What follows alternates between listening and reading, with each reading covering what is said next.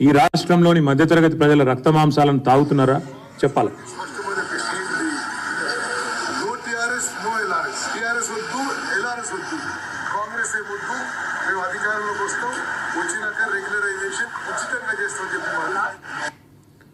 No TRS no LRS, మేము కాంగ్రెస్ అధికారంలోకి వస్తాం, రాగానే ఉచితంగా, మళ్ళొకసారి వినండి, ఉచితంగా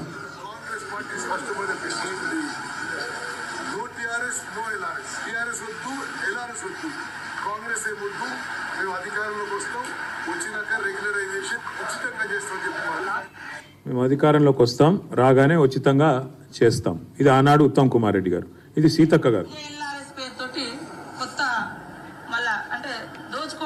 దాచుకోవడానికి ప్రజల దగ్గర చిల్లికి అవ్వలేకుండా చేయడానికి ఇదొక నాటకం. ఈరోజు వీళ్ళు ముగ్గురు మంత్రులు, ఒకరు ఉప ముఖ్యమంత్రి, ఇద్దరు మంత్రులు, ముగ్గురు మంత్రులు సీతక్క గారు, ఉత్తమ్ కుమార్ రెడ్డి గారు, కోమటిరెడ్డి వెంకటరెడ్డి గారు. కోర్టుకు పోయిన కోమటిరెడ్డి వెంకటరెడ్డి గారు మంత్రి, ఎల్ఆర్ఎస్ వద్దు అని, ఎల్ఆర్ఎస్ ఉచితంగా చేస్తామని చెప్పిన ఉత్తమ్ కుమార్ రెడ్డి గారు మంత్రి, ప్రజల దగ్గర చిల్లిగవ్వ లేకుండా దోచుకోవడానికే రుసుము పెట్టినారు అన్న సీతక్క గారు మంత్రి, ఎల్ఆర్ఎస్ అనేది అసలు కట్టవద్దు, ఇది కరెక్ట్ కాదు అని చెప్పిన మన బట్టి విక్రమార్క గారు ఉప ముఖ్యమంత్రి. నేను ఇవాళ ఈ ముగ్గురు మంత్రుల్ని, ఉప ముఖ్యమంత్రి గారిని, కాంగ్రెస్ పార్టీ ప్రభుత్వాన్ని ఇవాళ నేను సూటిగా అడుగుతా ఉన్నా.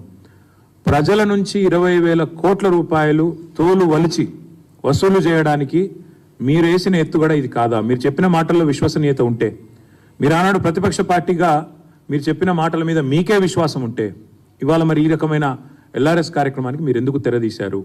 మార్చి 31 లోపల ఖచ్చితంగా కట్టి తీరాలి అని మీరు ఏదైతే చెప్తున్నారో ఇది మరి ఎంతవరకు సమంజసం మీరే చెప్పాలా. ఎందుకంటే ప్రభుత్వంలో లేనప్పుడు, ప్రతిపక్షంలో ఉన్నప్పుడేమో ఫ్రీగా చేస్తామని చెప్పి ఊకదంపుడు ఉపన్యాసాలు ఇచ్చారు, ప్రజలకు అబద్ధాలు చెప్పి అధికారంలోకి వచ్చారు. ఎల్ఆర్ఎస్ మీద న్యాయ పోరాటం ఏమైంది? వెంకటరెడ్డి గారిది పిల్లి ఏమైంది చెప్పాలి. అందుకే మేము అనేది, బట్టి గారు చెప్పిన మాటలు వట్టి మాటలను తేలిపోయింది. అసలు ఎల్ఆర్ఎస్ కట్టవద్దని చెప్పింది ఉత్తదని తేలిపోయింది. ఉత్తమ్ కుమార్ రెడ్డి గారు ఫ్రీగా చేస్తాం ఎల్ఆర్ఎస్ అన్నారు, మరి ఆయన క్యాబినెట్లో ఉన్నారు. ఇవాళ ఆయన క్యాబినెట్, ఆయన ఏ మంత్రివర్గంలో అవుతున్నారో ఆ క్యాబినెటే ఎల్ఆర్ఎస్ కట్టాలని చెప్తా ఉంది. అదేవిధంగా సీతక్క గారు చిల్లిగవ్వలేదు ప్రజల దగ్గర అన్నారు, మరి వారు కూడా ఈరోజు సమాధానం చెప్పాలి. ఇవన్నీ తప్పకుండా ప్రజల తరపున మేము అడుగుతా ఉన్నాం, తప్పకుండా వారు మరి స్పందించాలని చెప్పి కూడా డిమాండ్ చేస్తూ ఉన్నాం. దాంతోపాటు ఆనాడు సరిగా, ఇది ఎక్కువ కాలం కూడా కాలేదు, సరిగా సంవత్సరంన్నర కిందట ప్రతిపక్షంలో ఉన్నప్పుడేమో ఎల్ఆర్ఎస్ అనేది ప్రజలకు ఏమాత్రం లబ్ధి చేకూర్చేందుకు కాదు, ప్రభుత్వ ఖజానా నింపడానికి మాత్రమే మాట్లాడినారు. కానీ ఈరోజు మళ్ళీ నాలిక మడతేసి ఇష్టం వచ్చినట్టు ఉచితంగా చేస్తామని చెప్పి, అసలు కట్టవద్దని చెప్పి, న్యాయ పోరాటం చేస్తామని చెప్పి, టీఆర్ఎస్ వద్దు, ఎల్ఆర్ఎస్ వద్దు, టీఆర్ఎస్ వద్దు, కాంగ్రెస్ ముద్దని చెప్పి, ఇవాళ అధికారంలోకి వచ్చిన 2 నెలల తర్వాత 20,000 కోట్ల రూపాయల భారాన్ని మధ్యతరగతి ప్రజల మీద మోపే ఏదైతే ప్రయత్నం ప్రభుత్వం చేస్తున్నదో దీన్ని తప్పకుండా విరమించుకోవాలి. ఫ్రీగా మీరు చెప్పినట్టు ఎల్ఆర్ఎస్ ఫ్రీగా చేయాలని చెప్పి రాష్ట్ర ప్రభుత్వాన్ని మేము డిమాండ్ చేస్తూ ఉన్నాం. ఎల్ఆర్ఎస్ పథకానికి అప్లై చేసిన 25,44,000 మంది ఎవరైతే ఉన్నారో వారందరి తరఫున రాష్ట్ర ప్రభుత్వాన్ని కోరుతున్నాం, ఉచితంగా చేస్తామని మాట ఇచ్చిండ్రు, ఉచితంగా చేయాలి. లేకపోతే ఒక్కొక్క కుటుంబం మీద దగ్గర ₹1,00,000 పైచలకు భారం పడే ప్రమాదం ఉంది. మీరు 20,000 కోట్ల రూపాయల కోసం మరి ఈరోజు వాళ్ళు ఈ రకమైన కార్యక్రమం తీసుకున్నారు. ప్రజల నుంచి ముక్కుబిండి మార్చి 31 లోపల వసూలు చేయాలని ముఖ్యమంత్రి గారే టార్గెట్ ఇచ్చినట్టుగా మాకు సమాచారం ఉంది. ఒక్కొక్క కుటుంబం మీద ₹1,00,000 పైచిలకు మరి భారం పడబోతా ఉన్న ఈ పరిస్థితిని వెంటనే ప్రభుత్వం స్పందించి తప్పకుండా వారు ముందుకు వచ్చి గతంలో ఇచ్చిన మాట ప్రకారం వారు నిలబెట్టుకోవాలి, ఉచితంగా చేయాలని చెప్పి కూడా మేము కోరుతా ఉన్నాం. పేద ప్రజలు, ఆనాడు బట్టి విక్రమార్క గారి మాట, పేద ప్రజలు కష్టపడి పోగేసుకున్న ఒక్కొక్క రూపాయిని కష్టపడి కొన్ని ప్లాట్లలో పెట్టుబడి పెడితే దాన్ని లాక్కుంటుంది ప్రభుత్వం. ఇవాళ మరి రిజిస్ట్రేషన్ చేయమని మెడ మీద కత్తి పెట్టిందని చెప్పి విక్రమార్క గారు ఆనాడు అసెంబ్లీలో మాట్లాడిన మాట.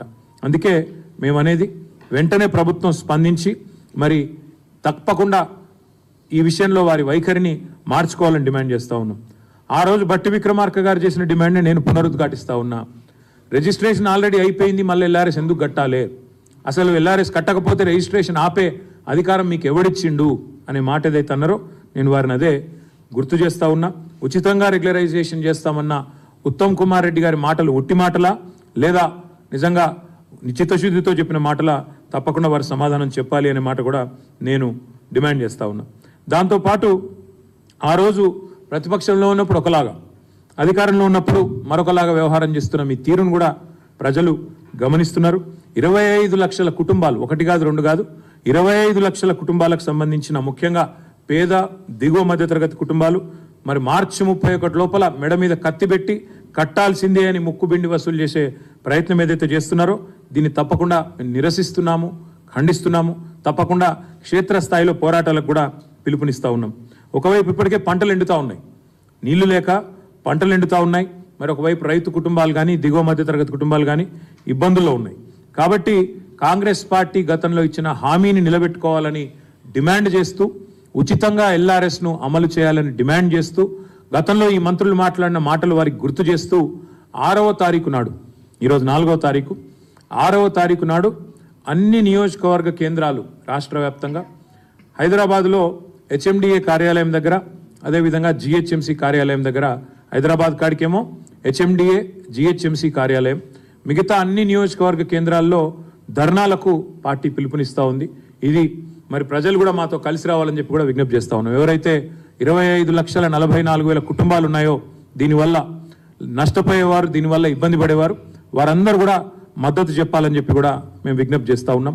6వ తారీఖు నాడు రాష్ట్ర వ్యాప్తంగా ధర్నాలు కూడా చేయబోతా ఉన్నాం. నిరసన కార్యక్రమాల్లో ఇది మొదటిది కాబోతా ఉంది. తదనంతరం జిల్లా కేంద్రాల్లో కూడా మరి జిల్లా కలెక్టర్లను కలవడం, అదేవిధంగా రెవెన్యూ ఆర్డీఓ గారు, కలెక్టర్లు అక్కడ కలెక్టర్లు లేని చోట ఆర్డీఓలు ఉన్న అక్కడ ఆర్డీఓలను కూడా కలిసి మా పార్టీ తరఫున, బాధితుల తరఫున వినతి పత్రాలు కూడా అందజేస్తాం. తప్పకుండా మా పార్టీ తరఫున న్యాయ పోరాటం కూడా చేస్తాం ఈ విషయంలో అని చెప్పి కూడా నేను విజ్ఞప్తి చేస్తా ఉన్నా. గతంలో మరి పిల్లేసిన వెంకటరెడ్డి గారు, గతంలో పెద్ద పెద్ద మాటలు చెప్పిన బట్టి విక్రమార్క గారు, ఆనాడు ఫ్రీ అని ఇవాళ ఫీజు అడుగుతున్న పెద్దలు ఎవరైతున్నారో వీరందరినీ కూడా నేను విజ్ఞప్తి చేస్తా ఉన్నా, స్పందించండి.